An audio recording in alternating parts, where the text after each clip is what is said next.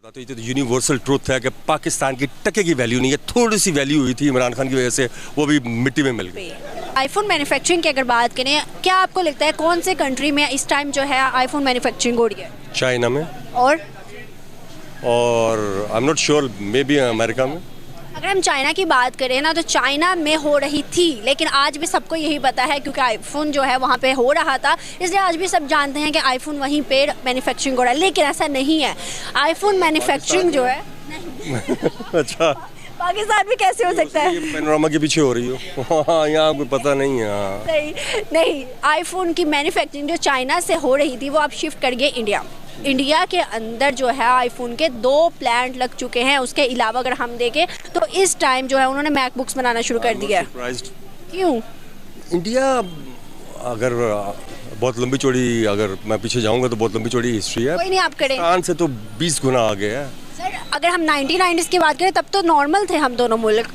हाँ जी, तो 1990s में कौन था यहाँ पे? कौन था? आ रहे हैं ना, या तो आर्मी आ रही है या तो वो 2-3 फैमिलीज आ रही हैं, तो बड़ा गर्क कर दिया। अगर मैं बात करूँ तो 30 साल हुकूमत किया ना हमारे इंडिया में, इन्हीं के शेयर्स हों भी, कुछ नहीं कहा। हाँ, अगर हम 30 साल हुकूमत की बात करें तो 30 सालों से हुकूमत लोग कहते हैं कि स्टेबल थी, लेकिन पिछले कुछ टाइम से खराब है। आपको नहीं लगता? बहुत से लोग कहते हैं, ये 25 करोड़ की आबादी में बहुत से लोग कहते हैं कि स्टेबल थे, लेकिन कुछ कहते हैं कि 75 सालों से ऐसा चलता है। भाई मैं तो बाहर रहता हूँ और 7 से 8 घंटे तक सोशल मीडिया देखता हूँ। मेरा एनालिसिस ये है कि एक बंदा जिसके पीछे लाखों लोग निकलते हैं, ये कैसे हो सकता है कि एक बंदा पाकिस्तान में लाखों नहीं करोड़ों लोगों को बेवकूफ़ बना दे और अपने पीछे लगा ले? कर सकता है ऐसा? हाँ, नहीं कर सकता। सर, अगर हम इंडिया की बात करें तो आपने कहा है कि वो हमसे बहुत आगे हैं, 20 गुना आगे हैं। हम अगर देखें तो कैसे वो आगे चले गए? डेमोक्रेसी वहाँ मुसलसल चलती रही है। 75 साल से डेमोक्रेसी चलती रही है।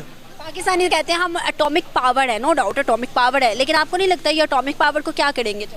ये भी बेच ही देंगे। ये जो हालात जा रहे हैं, मुझे लगता है ये बेचने की तैयारी है इन लोगों की। तो अब कहाँ से चेंज लाएंगे यार? कहाँ से लाएंगे? अगर मैं बाहर की बात करूँ, आप बाहर रहते हैं, ठीक है, आप मुझे बताइएगा, हमारी पब्लिक को बताइएगा कि बाहर क्या है पाकिस्तानी और इंडियंस में किसको ज़्यादा प्रेफरेंस दी जाती है, कौन ज़्यादा काम करता है और कैसे उनको ट्रीट किया जाता है? ये तो आपकी फैमिली के लोग भी बाहर गए होंगे, वो भी आपको बताते हैं। ये तो यूनिवर्सल ट्रुथ है कि पाकिस्तान की टके की वैल्यू नहीं है। थोड़ी सी वैल्यू हुई थी इमरान खान की वजह से, वो भी मिट्टी में मिल गई। क्यों वैल्यू नहीं? मतलब आप देखें, economic condition, political condition, corruption. हम दुबई की बात करें ना, तो दुबई में 60% इंडियंस हैं, लेकिन वो इन्वेस्टमेंट करने आते हैं। हम जब जाते हैं तो हम सिर्फ और सिर्फ जॉब ढूंढने जाते हैं। तो क्या आपको नहीं लगता कि जब हम इन्वेस्टमेंट किसी जगह पे नहीं करेंगे, भागने जाएंगे? हमारे शहबाज शरीफ ने एक बात बोली थी यूएन की मीटिंग में कि भाई जब भी मैं किसी प्रेसिडेंट या प्राइम मिनिस्टर से मिलने जाता हूँ ना, तो वो मेरे से नजरें नहीं मिलाता। उसको ये डर होता है कि मेरे से ये कुछ मांग ना ले।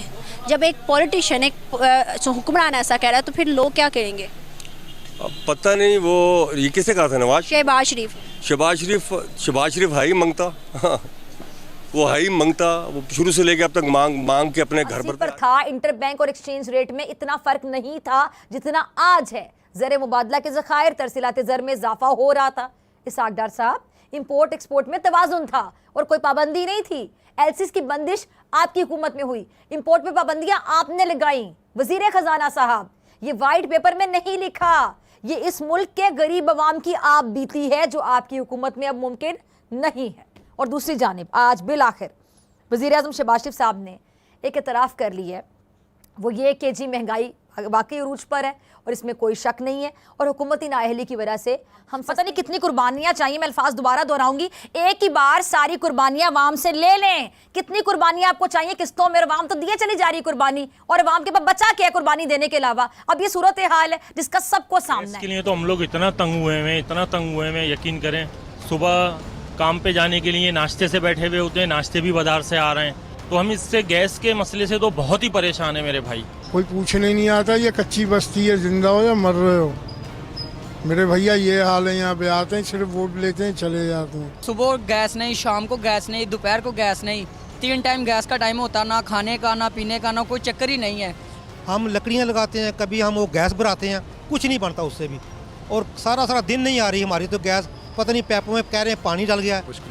मुश्किलात हैं, लोड शेडिंग हो रही है तकरीबन 5-5, 6-6 घंटे के बाद। 1 घंटा 1.5 घंटा गैस आती है, वो भी प्रेशर पूरा नहीं होता।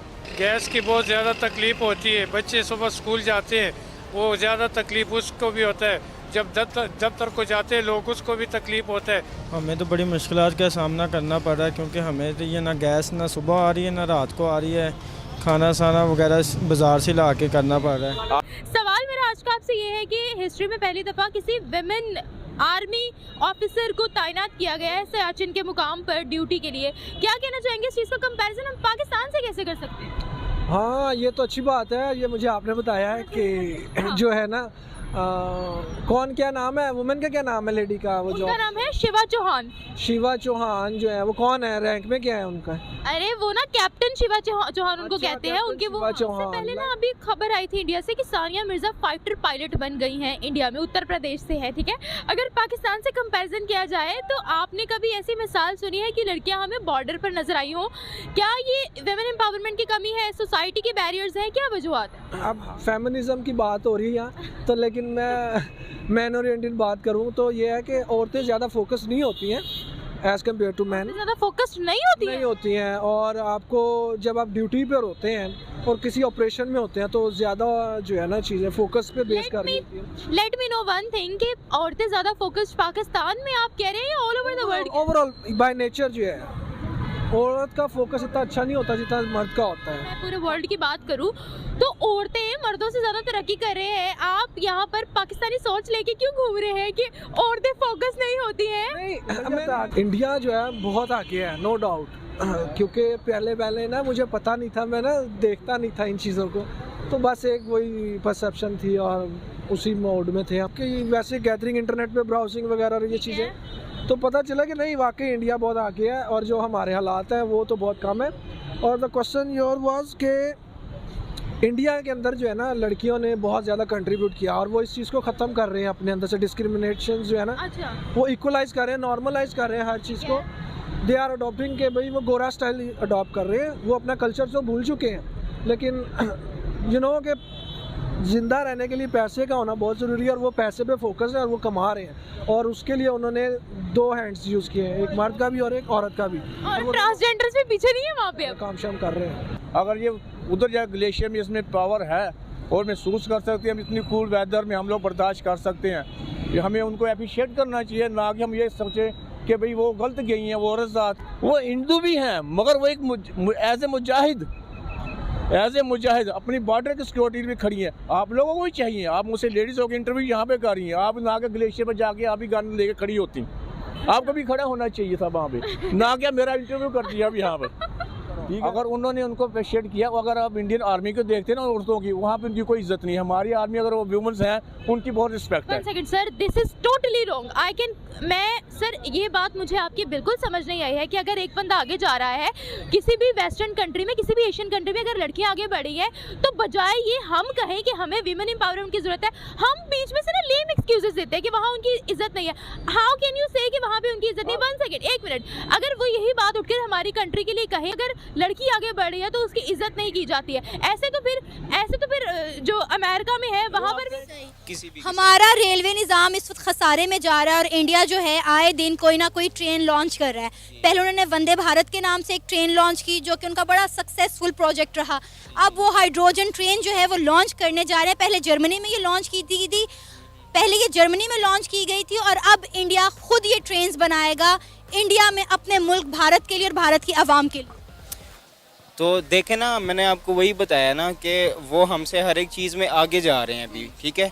अगर हमें भी जो है ये हमने भी ऑरेंज ट्रेन बनाई है, ठीक है, वो भी अब वो कह रहे हैं कि यहाँ पे जी हमारे पास सैलरीज़ नहीं है देने को, हमारे पास ये चीज़ नहीं है, हमारे पास बिजली नहीं पूरी होती, इसको पेट्रोल पे ख़त्म करना है, इसको बिजली पे लेके आना है। जब बिजली पूरी है नहीं है, पेट्रोल है नहीं है, तो वो चलेगी किस पे? ना वो बिजली पे चलाना चाह रहे हैं, ना वो पेट्रोल पे चलाना चाह रहे हैं।